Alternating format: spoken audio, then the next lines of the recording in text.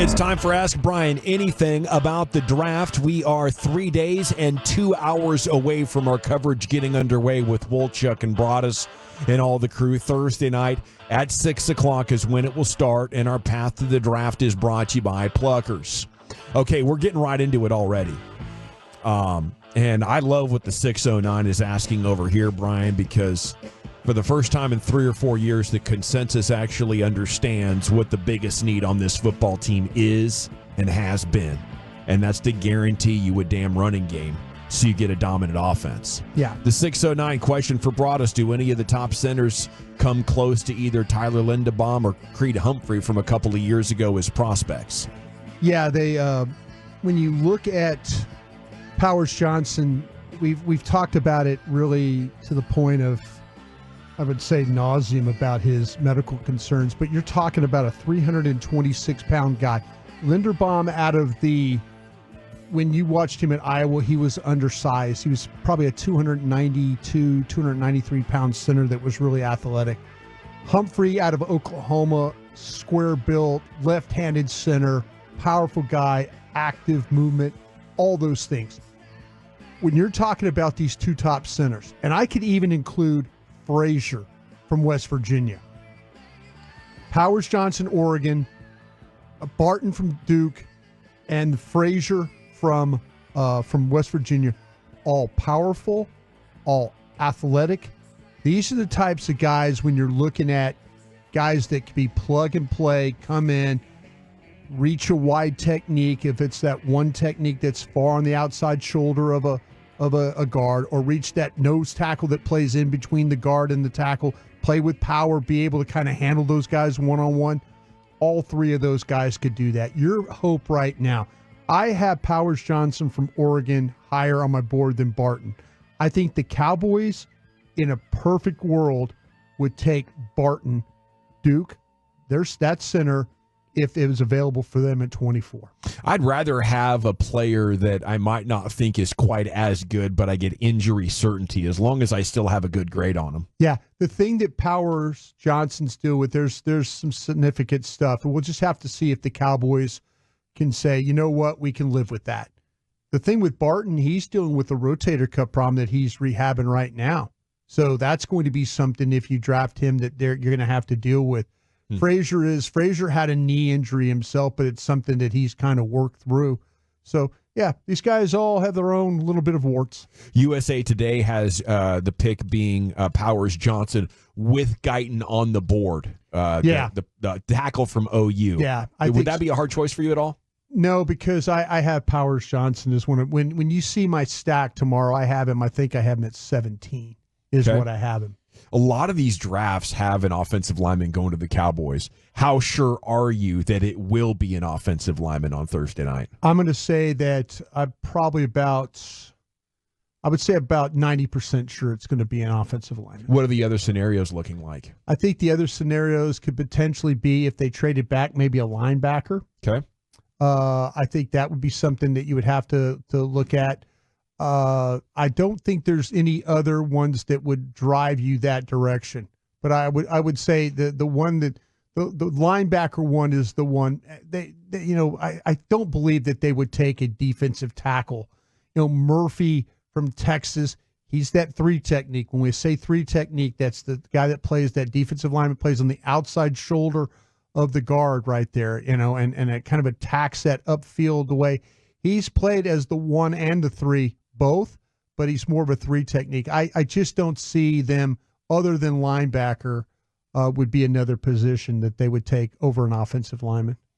Chief, if you see any questions in there, or you got one for our man, just go ahead and jump on in there. Yeah, 817 is curious, what's your doomsday scenario for round 1? What would make you feel like, man, this is not what I'm hoping for? I think if all the offensive linemen that they like are completely off the board, and then they have to look at, say they have to end up taking maybe a tackle that's the 6th or 7th best tackle on the board instead of maybe getting the 4th best tackle on the board. Like you're getting a true second-round player. You're getting a true second-round player, yeah. At 24. Yeah, I think that would be – and if all their guys are gone and they have to look at just completely like they have to look at defense, that might be a little bit of some reaching going on for one of those defensive players. At 877-881-1053, your questions for Broaddus are welcome on the text.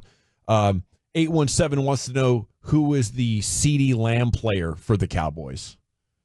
Oh, I think that's that's a great question, because there's going to be some guys that they don't feel like that are going to potentially get to them. And the guy that makes the absolute sense is Fuaga from Oregon State. And he's a tackle, but he's like that guy that's a lot of people have projected him as the second best tackle on the board. Why would he fall that far then? That's all of a sudden, maybe all of a sudden these quarterbacks go, maybe some of the cornerbacks go, maybe you have some of these wide receivers shove some guys down, and it's just that I can't see him getting past, but I remember the night I couldn't see CeeDee Lamb getting to you either at 17, but Fuaga would be the guy from Oregon State that somehow, some way he slipped to you. That's a no-brainer, hand a card in for that guy. The 214, Brian, your dating life was mentioned a lot the last couple of years. Did you find love or retire from the dating pool? Man, I'm just retired. Hung him up. I'm hung him up. He said he'd rather have all 10 of his toes than his man piece at this point. I did say that last week. That. Yeah, You're on record. I said it with some conviction too, didn't I? Yeah. You did. 214. Dawson said you could take all my limbs before you take my man piece. Cut my head off before I lose my manhood. 214 wants to know who's the running back the Cowboys need. Oh, I think it's Benson from Texas. 2 years in a row, huh? Yeah, I mean, Brooks from Texas, Benson from Florida State. Sorry about that. Brooks from Texas, I think is when you start to talk about the ability to make people miss, make the first guy miss, make the second guy miss. That kind of elusiveness in the open field, his ability to catch in the open field, make people miss. This guy's got some explosiveness to his game. He's a guy that can finish. He could score from anywhere on the field. I'd love to have Brooks here from Texas. We'll see. Dr. Cooper did the surgery on him. I've talked about that a bunch. They kind of feel like my gut would be that we probably not see him at training camp. They would probably work him through things, and then we'll see what happens when the season starts.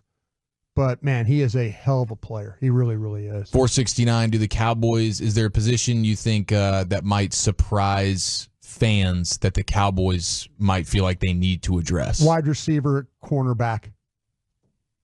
Okay. I mean, you talking about the first round? Just in general, we're talking about like, hey, O-line, running back, linebacker. Safety, I was going to ask about safety. Bobby's been talking about Zimmer and the need for interchangeable guys with smarts. Yeah, there's a.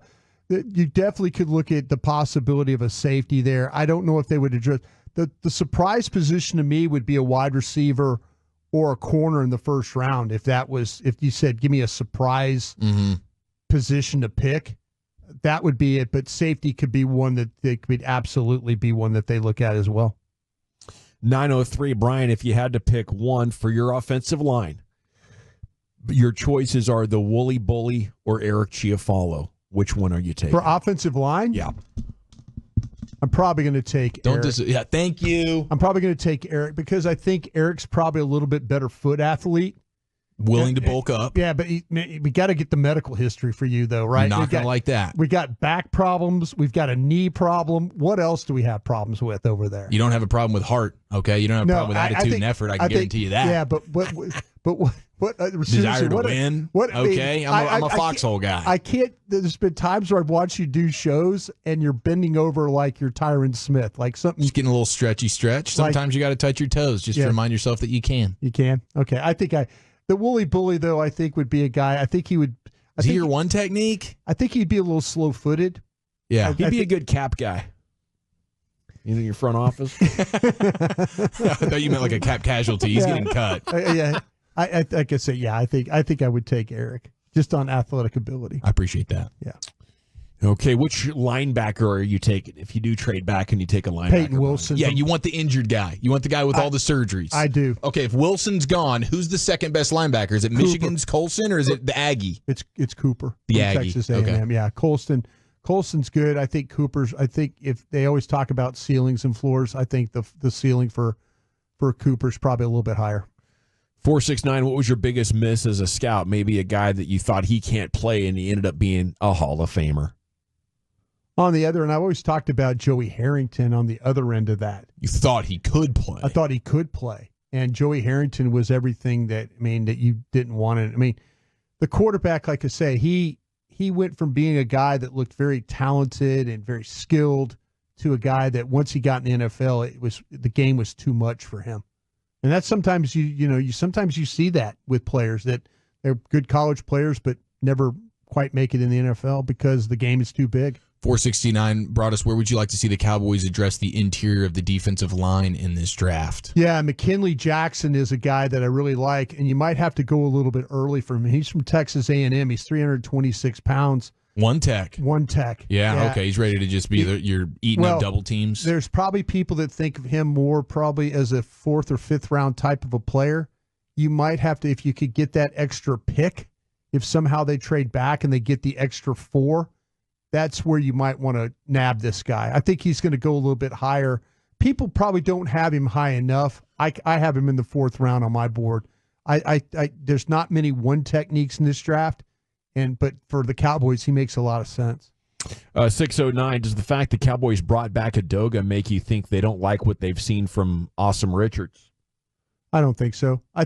I wish I'd seen Awesome Richards play a little bit more last year other than preseason games, because it would give me a better understanding of where they are at tackle right now. I think they brought back Adoga because it's cheap and they know that they could plug him in and play if they had to. I think there's going to be a legitimate competition with Adoga and Awesome Richards and whoever else they draft. It's going to be a plug and play likely starter, but for that backup swing tackle role, I don't think that Adoga's guaranteed much. X's and O's question from the 972. Just how effed are we this year, Broaddus? I don't think the quarterback situation is all that great. Him going in, maybe not getting a contract done. I don't think that's lame duck quarterback and coach. Yeah, I don't know. I do know this for a fact. 10th toughest schedule in the sport. I do know this. He feels like he's going to get paid regardless, whether it's here or somewhere else. That I'm hearing from people. So I don't think he's too worried about it. No, he's not. Yeah. Well, we'll have the audio from Dak coming up in about an hour or so. We'll do a few more ABAs throughout the week. Who's the Mozzie Smith bust in this draft? Ask the 214, Brian. That's a good question because the guy that you think's plug and play, but he actually can't play. Yeah, you know what the interesting one to me is that, and I don't know if it's a plug and play situation, but the defensive end from Alabama, Dallas Turner, who is an edge, he's going to get selected very early in this draft. Probably the first defensive player taken. Probably so. I have some questions about him as a player. I have some questions about him and his ability to rush and to disengage and be able to create opportunities. I think he's going to go really, really high. I would not be surprised if he's one of those guys that we look up and it's like he did not have a great career. Because someone's going to have to, and he went to one of the best schools when it comes to defensive players, when it comes to being taught and all that. I just didn't always see it with Dallas Turner. I would be surprised if he's not if he doesn't struggle with NFL rushing.